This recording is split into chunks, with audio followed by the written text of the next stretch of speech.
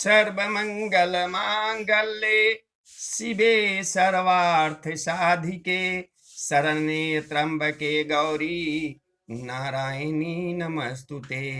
जयंती जय मंगला काली भद्रकाली कपालिनी दुर्गा क्षमा शिवा धात्री स्वादा स्वाहा नमस्तुते। दुर्गा सप्तशती पंचम अध्याय। ओम इस तरह उत्तर चरित्र के रुद्र ऋषि हैं, महासरस्वती देवता है, अनुष्टुप छंद है, भीमा शक्ति है, भ्रामरी बीज है, सूर्य तत्व है और शाम वेद स्वरूप है। महासरस्वती की प्रसन्नता के लिए उत्तर चरित्र के पाठ में इसका विनियोग किया जाता है, जो अपने कर कमलों में घंटा, शूल, हल, शंख, मूसल, चक्र, धनुष और बाण धारण करती है। शरद ऋतु के शोभा संपन्न चंद्रमा के समान जिनकी मनोहर कांति है, जो तीनों लोगों की आधारभूता और शुंभ अशुंभ आदि दैत्यों का नाश करने वाली है, तथा गौरी के शरीर से जिनका प्रकट हुआ है, उन महासरस्वती देवी का मैं निरंतर भजन करता हूँ। ऋषि कहते हैं कि पूर्व काल में शुंभ और निशुंभ नामक असुरों ने अपने बल के घमंड में आकर सचीपति इंद्र के हाथ से तीनों लोगों का राज्य और यज्ञ भाग छीन लिए। वे ही दोनों सूर्य, चंद्रमा, कुबेर, यम और वरुण के अधिकार का भी उपयोग करने लगे। वायु और अग्नि का कार्य भी वही करने लगे। उन दोनों ने सब देवताओं को अपमानित, राजभ्रष्ट, पराजित तथा अधिकारहीन करके स्वर्ग से निकाल दिया। उन दोनों महान असुरों से तिरस्कृत देवताओं ने अपराजिता देवी का स्मरण किया और सोचा, जगदम्बा ने हम लोगों को वर दिया था कि आपत्ति काल में स्मरण करने पर मैं तुम्हारी सब आपत्तियों का तत्काल नाश कर दूंगी। यह विचार कर देवता गिरिराज हिमालय पर गए और वहां भगवती विष्णु माया की स्तुति करने लगे। देवता बोले, देवी को नमस्कार है, महादेवी शिवा को सर्वदा नमस्कार है, प्रकृति एवं भद्रा को प्रणाम है। हम लोग नियम पूर्वक जगदम्बा को नमस्कार करते हैं, रौद्रा को नमस्कार है, नित्या, गौरी एवं धात्री को बारंबार नमस्कार है, ज्योत्सनामयी चंद्र रूपनी एवं सुख स्वरूपा देवी को सतत प्रणाम है, शरणागतों का कल्याण करने वाली वृद्धि एवं सिद्धि रूपा देवी को हम बारंबार नमस्कार करते हैं। नैऋत्यो राक्षसों की लक्ष्मी, राजाओं की लक्ष्मी तथा सर्वानी शिव पत्नी स्वरूपा आप जगदम्बा को बार बार नमस्कार है। दुर्गा पारा दुर्गम संकट से पार उतारने वाली, सारा सब की सारभूता, सर्वकारणी ख्याति कृष्णा और धूम्रा देवी को सर्वदा नमस्कार है। अत्यंत सौम्य तथा अत्यंत रौद्र रूपा देवी को हम नमस्कार करते हैं और उन्हें हमारा बारंबार प्रणाम है। जगत की आधारभूता कीर्ति देवी को बारंबार नमस्कार है। जो देवी सब प्राणियों में विष्णु माया के नाम से कही जाती है, उनको नमस्कार है, उनको नमस्कार, उनको बारंबार नमस्कार है। जो देवी सब प्राणियों में चेतना कहलाती है, उनको नमस्कार, उनको नमस्कार, उनको बारंबार नमस्कार है।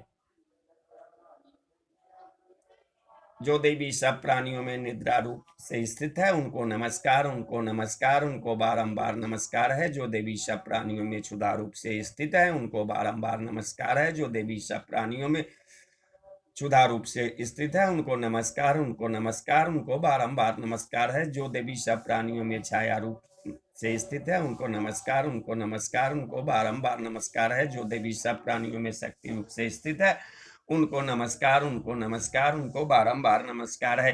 जो देवी सब प्राणियों में तृष्णा रूप से स्थित है, उनको नमस्कार, उनको नमस्कार, उनको बारंबार नमस्कार है। जो देवी सब प्राणियों में क्षमा रूप में स्थित है, उनको नमस्कार, उनको नमस्कार, उनको बारंबार नमस्कार है। जो देवी सब प्राणियों में जाति रूप से स्थित है, उनको नमस्कार, उनको नमस्कार, उनको बारंबार नमस्कार है।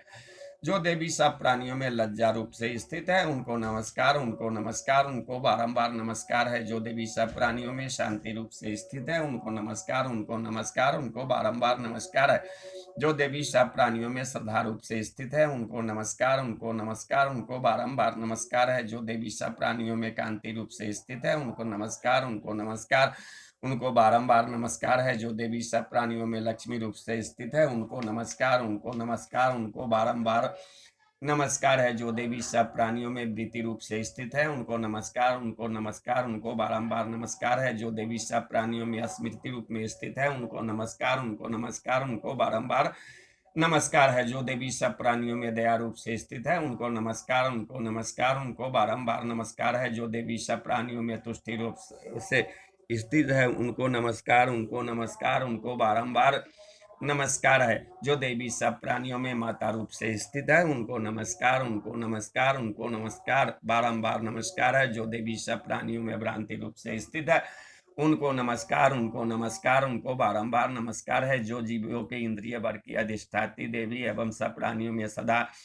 व्याप्त रहने वाली है, उन व्याप्ति देवी को बारंबार नमस्कार है। जो देवी चैतन्य रूप से इस संपूर्ण जगत को व्याप्त करके स्थित है, उनको नमस्कार, उनको नमस्कार, उनको बारंबार नमस्कार है। पूर्व काल में अपने अभीष्ट की प्राप्ति होने से देवताओं ने जिनकी स्तुति की तथा देवराज इंद्र ने बहुत दिनों तक जिनका सेवन किया, वह कल्याणकारी साधनभूता ईश्वरी हमारा कल्याण और मंगल करे तथा सारी आपत्तियों का नाश कर डाले। उदंड दैत्यों से सताए हुए हम सभी देवता जिन परमेश्वरी को इस समय नमस्कार करते हैं तथा जो भक्ति से विनम्र पुरुषों द्वारा स्मरण की जाने पर तत्काल ही संपूर्ण विपत्तियों का नाश कर देती है, वे जगदम्बा हमारा संकट करे दूर करे।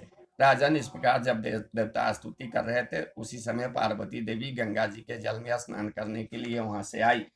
उन सुंदर भवों वाली भगवती ने देवताओं से पूछा, आप लोग यहाँ किसकी स्तुति करते हैं? तब उन्हीं के शरीर को उससे प्रकट हुई शिवा देवी बोली, शुंभ दैत्य से तिरस्कृत और युद्ध में निशुंभ से पराजित हो यहाँ एकत्रित हुए ये समस्त देवता यह मेरी ही स्तुति कर रहे हैं।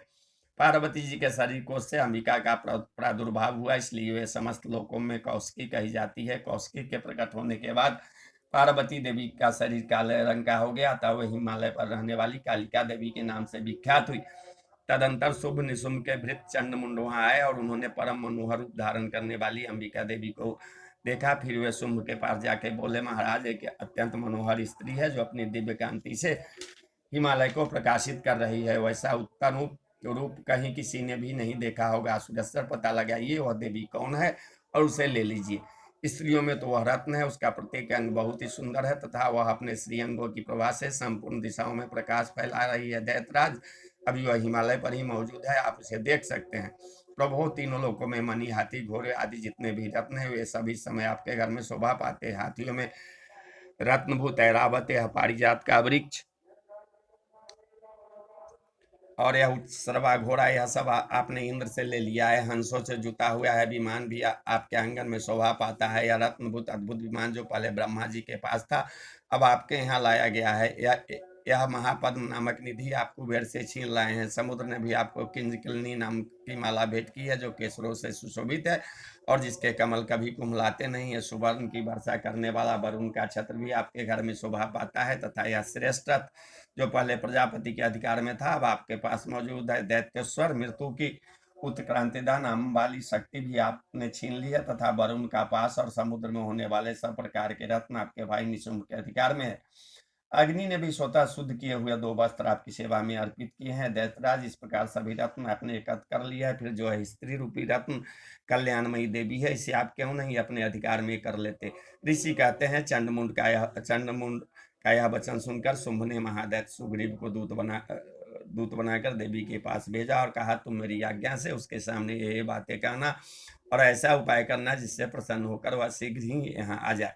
वह दूत पर्वत के अत्यंत रमणीय प्रदेश में जहाँ देवी मौजूद थी गया और मधुर वाणी में कोमल वचन बोला। दूत बोला, देवी, दैतराज शुंभ इस समय तीनों लोकों के परमेश्वर है, मैं उन्हीं का भेजा हुआ दूत हूँ, यहाँ तुम्हारे ही पास आया हूँ। उनकी आज्ञा सदा सब देवता एक स्वर से मानते हैं, कोई उसका उल्लंघन नहीं कर सकता। वे संपूर्ण देवताओं को परास्त कर चुके हैं। उन्होंने तुम्हारे लिए जो संदेश दिया है उसे सुनो। संपूर्ण त्रिलोकी मेरे अधिकार में है, देवता भी मेरे आज्ञा के अधीन चलते हैं। संपूर्ण यज्ञों के भोगों को मैं ही पृथक पृथक भोगता हूँ। तीनों लोकों में जितने श्रेष्ठ रत्न है वो सब मेरे अधिकार में है। देवराज इंद्र का वाहन ऐरावत जो हाथियों के रत्न के समान है, मैंने छीन लिया है।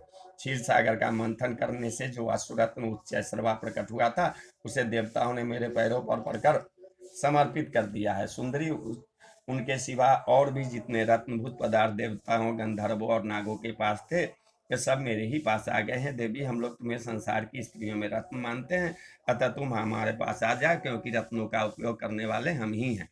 चंचल कटाक्षों वाली सुंदरी, तुम मेरे या मेरे भाई महापराक्रमी निशुंभ की सेवा में आ जाओ, क्योंकि तुम रत्न स्वरूपा हो। मेरा वरण करने से तुम्हें तुलना रहित महान ऐश्वर्य की प्राप्ति होगी। अपनी बुद्धि से विचार कर तुम मेरी पत्नी बन जाओ। ऋषि कहते हैं कि दूत को कहने पर कल्याणमयी भगवती दुर्गा देवी जो इस समय इस जगत को धारण करती हैं। मन ही मन गंभीर भाव से और मुस्कुराई और इस प्रकार बोली, दूत तुमने सत्य कहा, इसमें तनिक भी मिथ्या नहीं है। शुंभ तीनों लोगों का स्वामी है और निशुंभ भी उसी के समान महापराक्रमी है, किंतु इस विषय में जो मैंने प्रतिज्ञा कर ली है उसे मिथ्या कैसे करूं। मैंने अपनी अल्प बुद्धि के कारण पहले से जो प्रतिज्ञा कर रखी है उसे सुनो। जो मुझे संग्राम में जीत लेगा, जो मेरे अभिमान को चूर्ण कर देगा, तथा संसार में जो मेरे समान बलवान होगा वही मेरा स्वामी होगा। इसलिए शुंभ अथवा महादैत्य निशुंभ स्वयं ही यहाँ पधारे और मुझे जीतकर शीघ्र ही मेरा पानी ग्रहण कर ले, इसमें विलंब की क्या आवश्यकता है। दूत बोला, देवी तुम घमंड में भरी हो, मेरे सामने ऐसी बातें न करो। तीनों लोकों में कौन ऐसा पुरुष है जो शुंभ निशुंभ के सामने खड़ा हो सके। देवी, अन्य दैत्यों के सामने भी सारे देवता युद्ध में नहीं ठहर सकते, फिर तुम अकेली स्त्री होकर कैसे ठहर सकती हो। जिन शुंभ आदि दैत्यों के सामने इंद्र आदि सब देवता भी युद्ध में खड़े नहीं हुए, उनके सामने तुम स्त्री होकर कैसे जाओगी। इसलिए तुम मेरे ही कहने से शुंभ निशुंभ के पास चली जाओ, ऐसा करने से तुम्हारे गौरव की रक्षा होगी। अन्यथा जब वो केस पकड़ कर घसीटेंगे तब तुम्हें अपनी प्रतिष्ठा खोकर जाना पड़ेगा। तुम्हारा कहना ठीक है, शुंभ बलवान है और निशुंभ बड़ी पराक्रमी है, किंतु क्या करूं, मैंने पहले बिना सोचे समझे प्रतिज्ञा कर ली है, अतः अब तुम जाओ। मैंने तुमसे जो कुछ कहा है वह सब दैत्यराज से आदर पूर्वक करना, फिर वे जो उचित जान पड़े करें। इस प्रकार श्री मार्कंडेय पुराण में सावर्णिक मनवंतर की कथा के अंतर्गत देवी महात्म्य देवी दूत संवाद नामक 5वां अध्याय पूरा हुआ। तो बोलिए जय माता दी, जय माता दी।